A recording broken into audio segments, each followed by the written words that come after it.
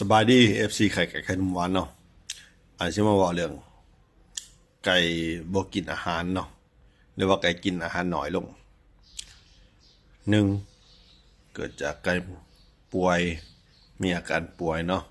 ป่วยในสองเกิดจากอาหารบ่ย่อยเนาะบางทีอาหารย่อยบ่ปกติเนาะมีเสือในกระเพาะหรือว่าในไตเนาะสามไก่เปลี่ยนอาหารเนาะหรือว่าไก่เขาเคยเกลือกับโพดว่าเคยเกลือกับอาหารเนาะเขาต้องค่อยๆเอาอาหารหลักปนกับเปลือกเนาะแล้วจึงคอยให้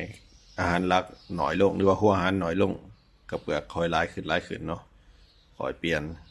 มีจังกับบำรุงรักษาคอยบำรุงรักษาไก่เนาะตามอาการเนาะเอาวันนั้นไก่แล้วมาขายเครื่องกาแฟอาราบิก้าแผ่นดินครับ